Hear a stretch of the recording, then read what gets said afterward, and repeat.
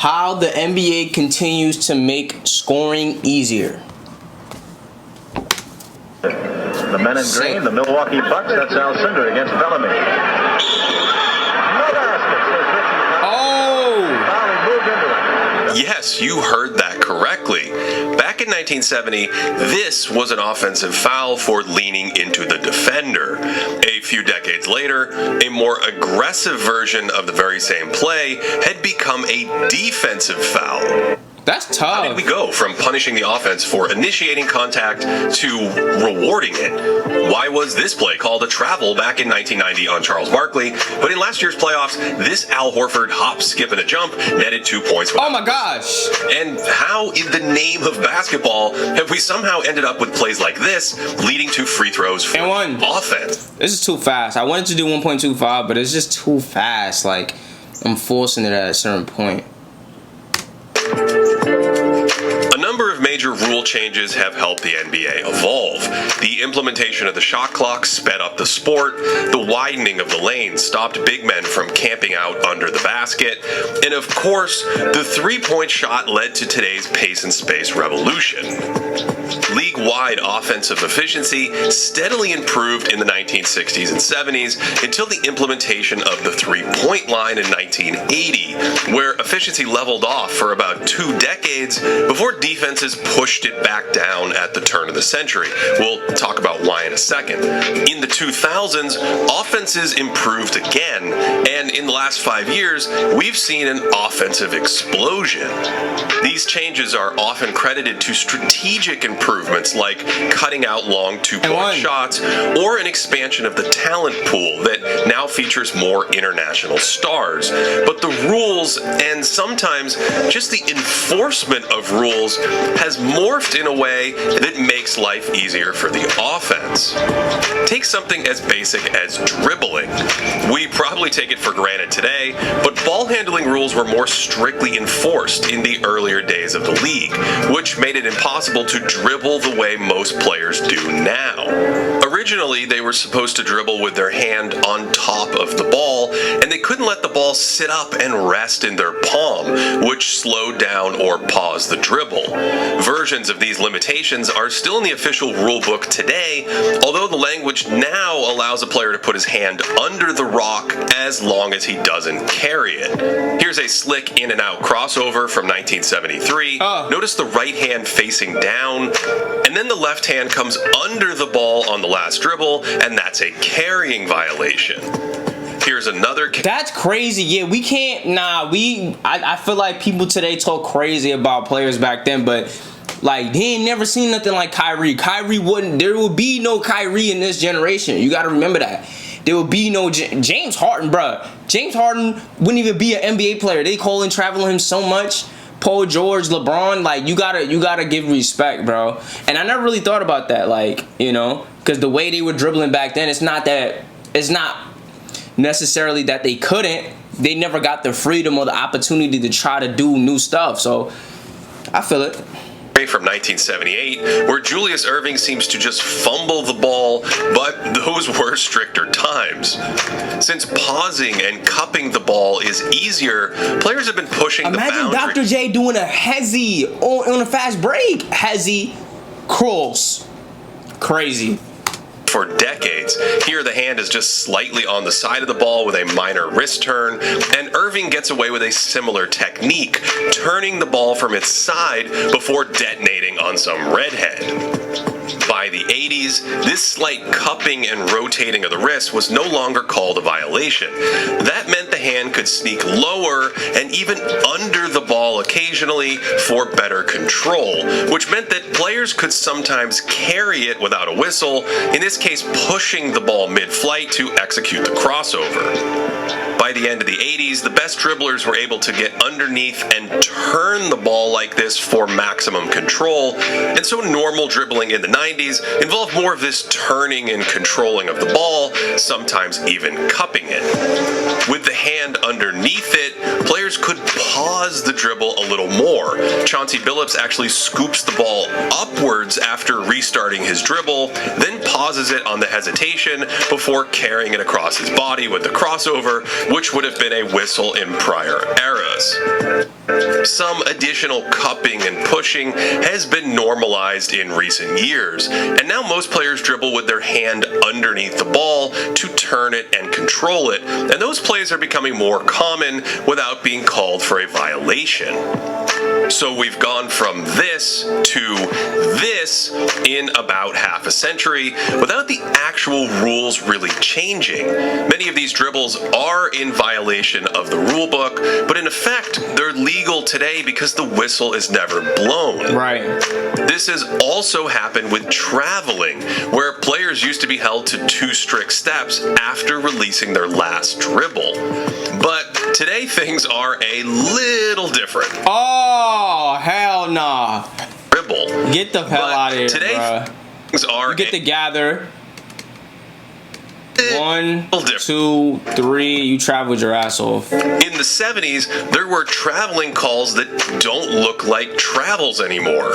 They were so militant about travels that even in slow motion, it's hard to see them. I get what my pops be saying now. I get what he's saying. Like, back in my day, that was a woke. And you're right, it was a woke. But it's just like, shit's changing now. So you better get with the times. Bro, you seen Devin Alab?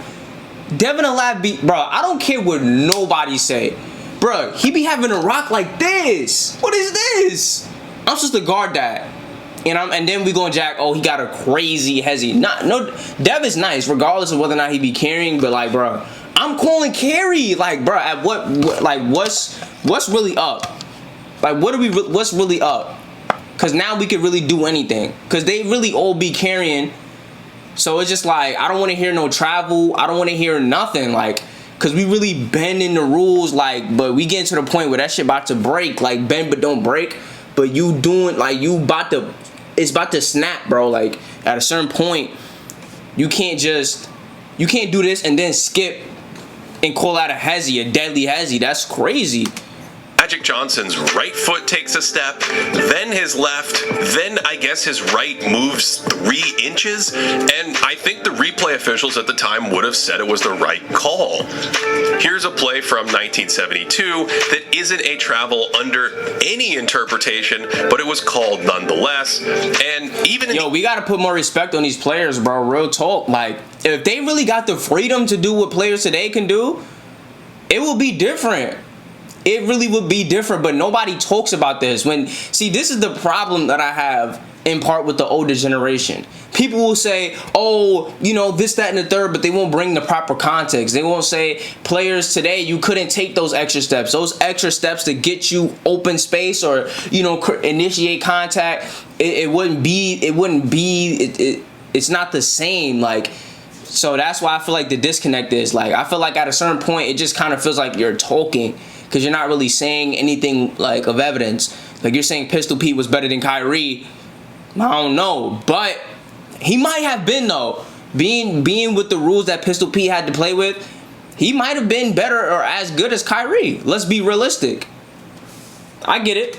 80s, certain spin moves were endangered of being whistled for a walk. That's a travel, though. The earliest full-on Euro step I found was from 1982, and that long, decelerated stride was instantly called illegal. And many of these plays were whistled because there was no gather step back then. The count used to start on the last dribble, so at best this was one, two, three steps and a turnover. Scottie Pippen got away with the gather step a ton in the 90s, but it still wasn't honored in many cities. That's a travel, though. Wait a minute. Gather step a ton in the 90s. Pick up. It's kind of simultaneous. Turnover. You can give niggas the benefit of the doubt, low key. Pippen got away with it. It just looks like a travel, though. Sometimes it just depends on how it looks. Step a ton in the 90s. But it still wasn't honored in many situations. This would never be called a travel today, but in 1996, it was too many dance steps on the last dribble. Fast forward 10 or 15 years, when the gather was unofficially accepted, and this Manu Ginobili sorcery was viewed as a legal 2-step play instead of a 4-step travel. In 2019, the NBA officially added the gather step to the rulebook, paving the road for come on, you crazy. The NBA officially added gather step push rulebook. pick up. Paving the He traveled, bruh. road for all kinds of step-back moves traveled. and new-age ballet euros that would have been illegal in the olden times. Modern players have way more leeway starting their dribble as well. Back in the day, you couldn't lift your pivot foot before releasing the ball, although this has been inconsistently called forever, and you certainly couldn't just jog and plan a move after receiving a pass. This led to some incredible travels, like this zero-step shot without a dribble, and this half-step travel by Henry Bibby in the 1977 finals. If you bobbled the ball, forget about it. That was an immediate travel for a number of years. Even in the 80s, remnants of the illegal bobble travel can be found before the refs realized that to travel, it might make sense for the player to successfully possess the ball in the first place. Here's a hesitation on the catch from 1963, but that little pause draws a traveling call, whereas today we see players set up shots with multiple... Yo, this is what I be saying, though. Steph Curry be traveling his ass off. I mean, so does Harden, so do a lot of people, but I never really knew to the extent that Curry be traveling. Like, Curry, look, this is the shit, look. This is it right traveling here. Call, whereas today we see... Curry be taking as many steps as he want. Set up shots with Look, he got the ball. multiple One, steps with two. ever starting it. I'm not mad at that, but Curry be taking like 4 or 5 of them bitches, bro. Curry be walking his ass off. Dribble. This is a nice perk for today's offensive attackers who don't have to worry about dribbling instantly when they catch the ball.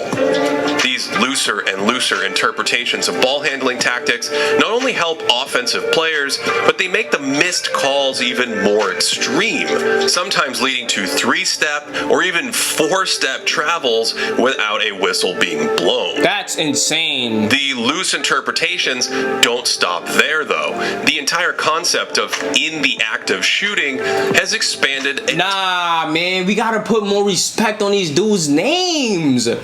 I'm not hearing nothing, yo. I'm not hearing nothing. Over the years. On this post-up, Bill Walton is fouled as he's turning into his shot, but it's 1977, so sometimes this was a non-shooting foul. In the 90s, these plays could go either way. Scottie Pippen's bumped here, and he instinctively launches it at the basket and is rewarded with free throws. Yet, in the very next game, Clyde Drexler's hit is he's about to jump, and it's called a foul on the floor. He didn't shoot it early enough. Today's players are given an extremely liberal definition of in the act of shooting, where they feel some contact on the perimeter and then flail the shot toward the basket and are being rewarded with free throws. Ironically, the league put out a video in 2017 explaining exactly what constitutes in the act, declaring that on drives in this area, the act of shooting starts after the gather, and on outside shots, it starts on the upward shooting motion. Wow, I didn't know that. Even with that, players are repeatedly fouled on the floor and then receive free throws for gathering and shooting after that contact. In essence, these calls take what used to be a side out of bounds and replace it with an 80% shot. So, without changing many rules, interpreting them differently over the years has been a huge boon for offenses, and we haven't even touched, arguably, the single biggest interpretation change of them all. There were some quirky old NBA rules that are wild to look back on, like awarding 3 free throws in order to make 2 on shooting fouls in the bonus. Before 1970, putbacks off missed free throws only counted as a single point. What? And that point went to the free throw shooter, not the rebounder. What? What are these rules? Bro, I can't, nah, see, this is why I can't jack stats. I can't jack stats, bro. I can't jack stats. Niggas be trying to talk to me about a box score. Don't talk to me about a box score. I don't care about a box score. I don't care about a box score. I really don't care about a box score. Don't talk to me about a box score. Let's sit down. Let's have a seat. Let's have a movie night. And let's watch the game. And let's really watch and see who's really him. All these other, bruh, imagine how many points they didn't give Kareem on putbacks on free throws. Nigga could have 45,000 points. Damn. And, among other oddities, pinning the ball against the backboard was actually goaltending for some period of time. Crazy. I have no idea when this stopped, but it apparently didn't fly back at the beginning of the 70s. And watch him pin it off the backboard, which is illegal. Perhaps the biggest shift of all is how physical contact has been officiated, and specifically who has been rewarded or punished for initiating contact.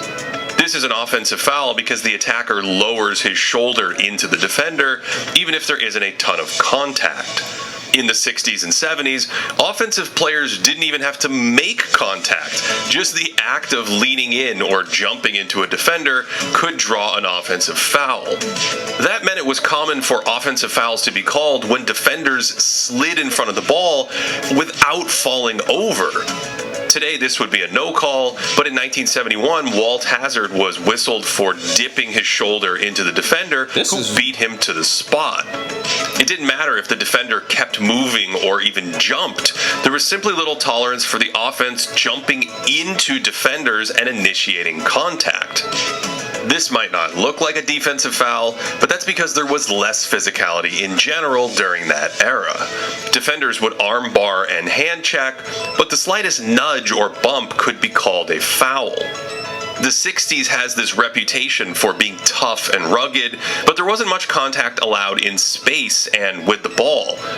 By the 80s, hand fighting and physical contact was more commonly allowed on drives like this, and in the 90s they let plenty go as well. That's a solid push to the shoulder that goes uncalled there.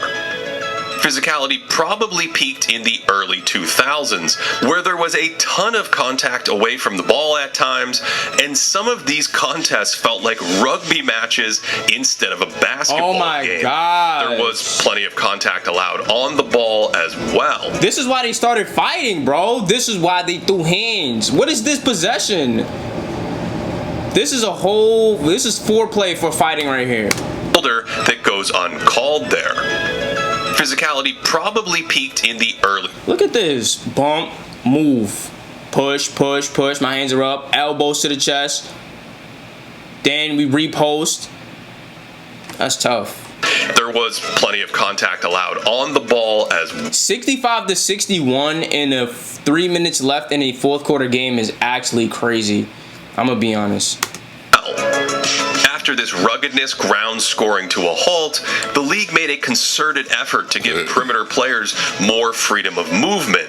But in most areas, the game is still far more physical than it was in the 60s and 70s. This kind of hand fighting probably wouldn't be permitted back then, and there was no foul at the end of this play despite contact. So, because there was less contact in general, especially out in space on drives like this, initiating contact was frequently whistled as a foul on the offense. This started to balance out a little more in the 80s as the game became more physical. A little lean-in by Isaiah Thomas was a defensive foul here, but in the very same half, this little bump on a post-up was called on the offense. The physicality of the 80s was famously on display in the classic wars between the Celtics and Lakers, Celtics and Pistons, and really the Celtics and anyone.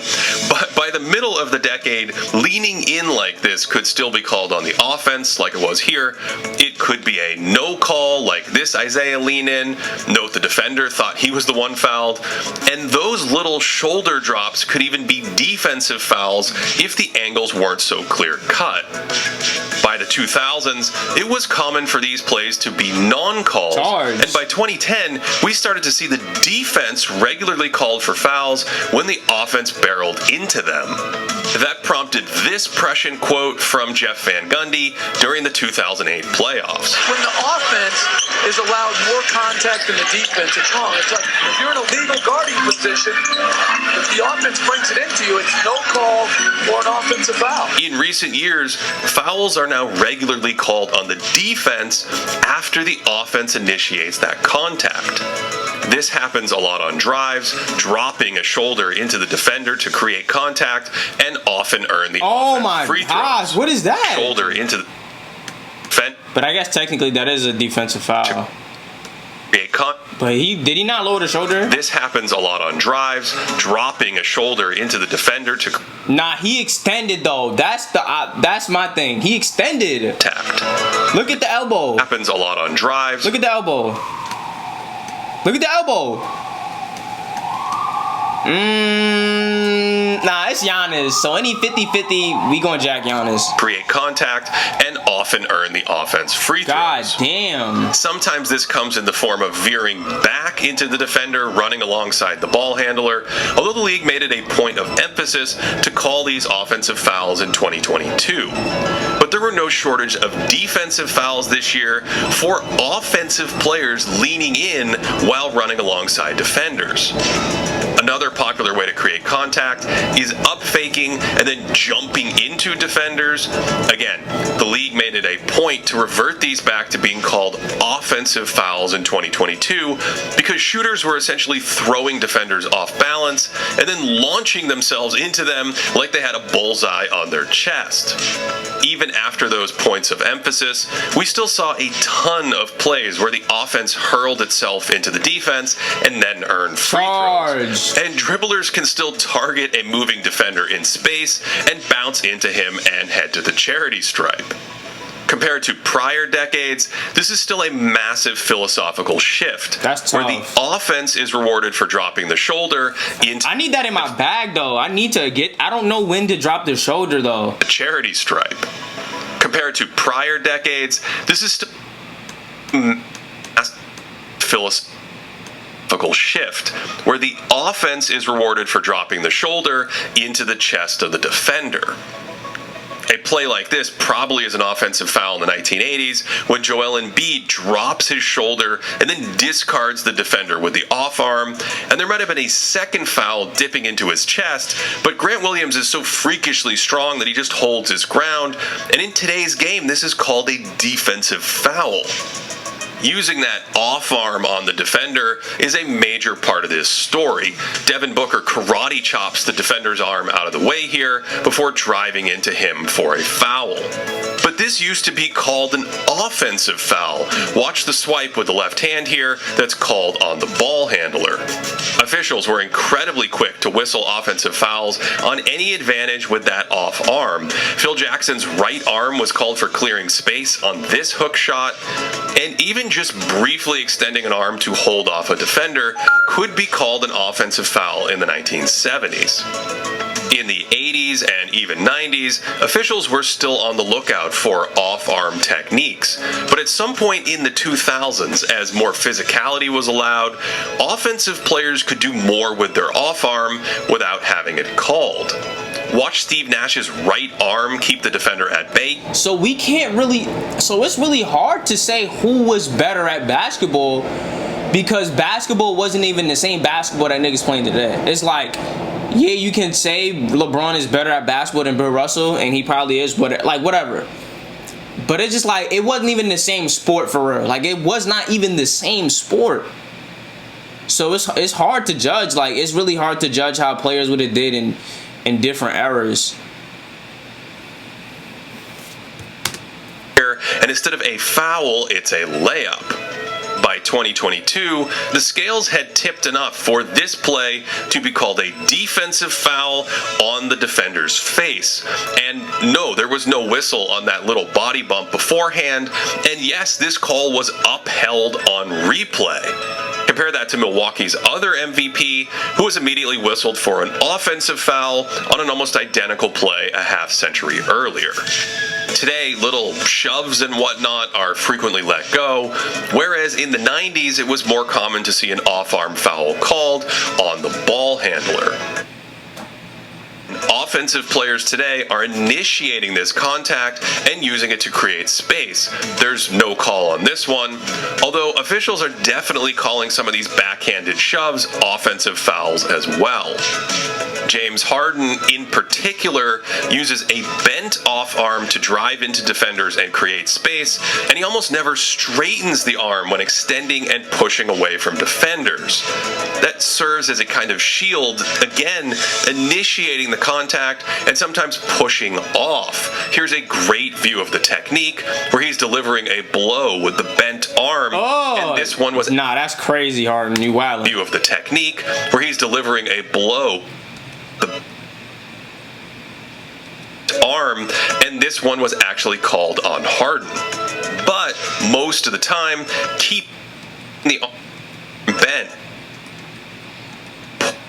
The defender is uncalled, which brings us to the most extreme version of initiating contact the sport has ever seen, and the 86-foot jump shot. 86. Some elements of the 80s and 90s are probably never coming back. Long twos don't make much sense anymore. Many teams created space through the illegal defense rules. We'll discuss that in another video. And there was a... Nah, Kevin McHale is a fucking cone. Illegal. This man waited for Robert Parrish to leave the paint. Defense rules will... As soon as Robert left, he was gone. That in another video. And there was a brutality to the era that has been washed out of today's game. No suspensions were handed out here. Back in the 80s, niggas swung around a ref. You're immediately getting fined. If a ref steps in like this in today's NBA and you swing like that, you're getting some type of repercussion, bro. For a fact. Back in the 80s, hard and dirty in-game fouls weren't always called flagrant. Oh my God. This was a common foul, and this famous incident in the 1987 Eastern Finals wasn't even a foul. Bitch, just come here. Nothing. Oh my gosh. In the 1987 Eastern Finals, about my mom? Wasn't even a foul. Just nothing. Although Robert Parrish was suspended for a game. By the early 90s, the league had cracked down on fighting and overtly dangerous fouls. This one was an ejection, and in the very next game, this was called a flagrant. But there was a ton of physicality from possession to possession, especially down in the post. This kind of wrestling for position and hand fighting wasn't really part of the game before the three-point line. Watch Kareem move through the lane here. That little bump was called a defensive foul. That's all it took. And there just simply wasn't a ton of jostling or powerful seals in the 60s and 70s off the ball. It was common to see post-ups from players where defenders gave them space instead of leaning on them or driving them off their spots. In the mid-70s, there might be a forearm to the back to keep an offensive player stationary, but they weren't leaning all their weight into each other in a battle for paint position like we'd seen in later decades. Listen to the broadcasters marvel at how physical Walt Bellamy is back in Abdul-Jabbar's first game. Bellamy really working him over away from the ball now. He's leaning on it, hitting him with the elbow around the waist. Look at that elbow. There you see the elbow on his wrist here. Look at that. Bellamy using that break. Wilt Chamberlain was actually called for an offensive foul for backing down here, but in the 90s and 2000s, the power back down was a staple for the strongest players in the sport, like Shaquille O'Neal. Methodically backing down defenders was so common that in 2000 the league added a 5-second count, making it a violation to back down defenders for longer than that. So if you're wondering how the 90s and 2000s featured a bunch of giant, stiff big men who couldn't shoot or dribble, it's partly because there was a ton of contact allowed down in the trenches, and size and strength for the physicality, which is slightly different than how things are today. Flopping really started to take off in the 2000s, where players would yell and flail in order to accentuate a possible foul, and that ushered in foul-baiting techniques like the head snap to draw attention to even the slightest contact. All that has snowballed to where we are today, with players constantly trying to trick the officials into calling fouls that don't exist. This manipulation has manifested itself in a number of ways. For instance, constantly falling down after shooting to draw fouls, when there's no reason to be falling down other than to draw phantom fouls. I disagree with that. When there's no reason to be falling down other to Because, like, this is easily a situation, potentially, where Harden could step on his foot and fuck up his ankle. But I disagree with the always. I mean, 99% of the time, they're trying to draw a foul. But I've seen a couple times where falling wasn't your best benefit because you could have easily landed on somebody's foot. And fouls. You don't want to put all that weight and buckle that ankle. The fall down is a cousin of the leg kick, where a shooter splays his legs out to contact a defender. So, yes, the defender can be called for a foul. The earliest leg kick I've seen was from Doug Collins in 1978, but its popularity has taken off in the last few seasons, and combined with the fall down, has earned countless free throws for shooters at the expense of helpless defenders. In 2022, the league said these leg kicks would now be offensive fouls because, the offensive player is doing the kicking, but players still tried this technique in the season, and some even still argued with officials after they were no longer called on the defense. One reason players are falling like rocks is the landing space foul, which was magnified after Kawhi Leonard's ankle injury in the 2017 Western Finals. Older versions of this actually required banging into a shooter with the body, while sliding under a shooter's feet without any other contact was almost never called a foul during the 20th century. Damn, bitch. Still, of all the tricks to draw fouls, the so-called rip-through might be the most mind-boggling. Tim Duncan had a more primitive rip-through, whipping his arms up into the defender, knowing he would draw contact and free throws. And Kobe Bryant was one of the first players to overtly use the technique. Notice how he targets the defender's arm instead of rising up in his normal motion. The rip-through epitomizes this philosophical shift that rewards offensive players for initiating the contact instead of punishing them. The entire idea behind the move is that instead of trying to shoot, the offensive player tries to swing his arms into the defender's often stationary arm. And at this point, the arm can really be anywhere. This play was a defensive foul.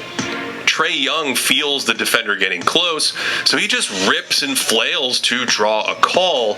This was actually turned into a non-call on review, and in a Hall of Fame level sequence, Joel Embiid tries the rip through multiple times and ends up throwing the ball off the defender. Nah, that's all this silly. ripping through has spawned the off-arm hook, where the offensive player hooks the defender's arm instead of gathering the ball in a natural motion. And again, this was being called a defensive foul until 2022, although this year we still saw some of the most incredible fouls in league history.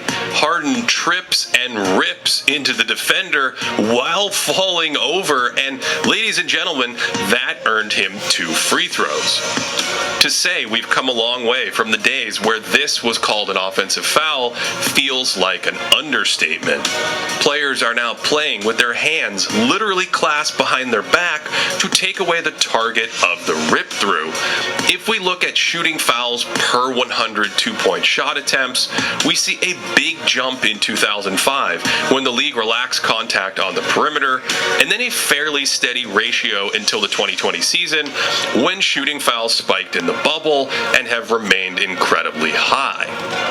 Meanwhile, the dribbling and traveling changes have helped suppress turnovers. Yes, strategy and skill development play a role in this entire story, but the rules also make it easier to maintain possession now compared to the 80s or the 60s. It was far more common then to see teams apply pressure to force shaky ball handlers into turnovers, and one easy way to help dribblers in those spots is by setting a screen. Screens originally had to be set well before the defender arrived. That last-second hop was a moving screen, and even though this screen was set, the little turn was enough to draw a moving screen call in the 1970s. That's his moving screen. In the 90s, screeners started to use their arms moves more and lean into defenders, and that evolved into something akin to blocking for the quarterback. Karl Malone pushes and then slides with the defender here, helping John Stockton send the Jazz to the 97 finals. In the 80s, it was hard to get away with flipping a screen on top of the defender like this without giving him space, and you couldn't just slide into a defender's path at the last second without drawing a call. By the 2000s, it was far more common for screeners to kind of move through a defender's path while rolling, and players could have way more movement on their screens without being fully set. Today, you're supposed to give a defender the chance to change directions, but blocking tactics like this are rarely called on the screener. The big advantages screeners have now is they can often move into players' bodies to pick them like this instead of waiting for them in their path. They can move at the last second, sometimes repeatedly, to flip or reset a screen that originally won't connect. And they can even get away with turning and driving through players like an NFL. Bro, Draymond. Nah, but I mean, niggas be people other than Draymond do it too. But Draymond really, like Draymond keep the feet, like, you know how they tell you when you blocking, keep your feet moving, keep it, like, Draymond really be driving people, like, he really, bruh. A huge number of screens in any given game now would have been illegal in 1972, and the same can be said for many other types of plays.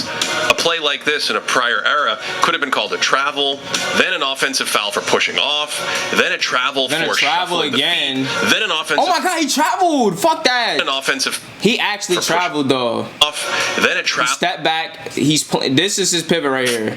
Then he moved this foot. Then he moved that foot. Then he's cha-chaing. Foul for jumping into the defender. This play could have stopped with an illegal dribble, then maybe an offensive foul for leaning in, possibly a travel again. And continuation wouldn't have been awarded by a number of old officials. The big takeaway here, at least for me, is that the game has evolved and continues to evolve even when changes aren't formally made to the rule book. Some of these changes have made the game far more entertaining, and for my money, some have gone too far to cripple defenders and reward players for manipulating refs. So, yes, strategy and training tactics have improved, the talent pool is deeper than ever, but the way the game is officiated also plays a big part in this story, and it's one reason why we're living in the friendliest offensive environment. They double?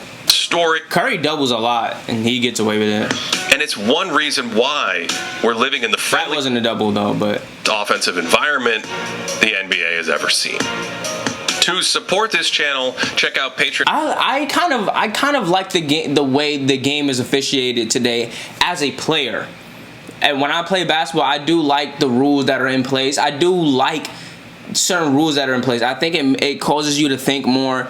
And I don't mind it being an offensive player's game, honestly. Even me as a defender, I know that if I beat him to the spots, I'm not going to get foul calls. You know, hand checking, I don't really care for hand checking anyway. I feel like that's kind of like lazy-esque defense. If I jump towards you and you pump fake, I deserve to get punished. That's my philosophy. So if I'm jumping directly up on jump shots, that's different. But if I'm jumping into you, if I'm lunging towards your direction and you pump fake, I feel like I deserve to get punished. I'm not mad at getting punished. Stay on your damn feet. You know what I mean? That's what I would be thinking to myself if I jumped, and that's what I would think to somebody else. You put your hand on my hand and I go up for a shot, you're not supposed to be hand checking me anyway.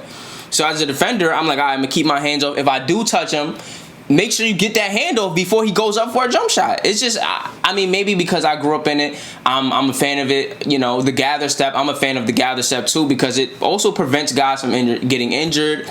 It makes the game a lot more entertaining. And it makes for like cooler moves, and it makes the game smoother. Like, you know, that's what I think. But these extra travels that they be doing after the gather step, you taking 4 steps. I don't really care for that. But the way the game's officiated for the most part, I'm a fan of. I think it adds more skill to it. You know, when you can let that ball sit in your hand for a couple of steps and then make a move. You know, I kind of like that. It just makes for, to me, it just makes for cleaner offensive movement, cleaner ball handling. So I'm a fan of the way the game's officiated today as a like when I'm playing. Now when I'm watching it, not as much, because obviously when I play basketball, I'm not playing against other NBA players. I'm playing against other people that are on my skill level. So like, you know, like good, you know, decent players. But I don't know. As a fan watching it, it's just like, it gets iffy.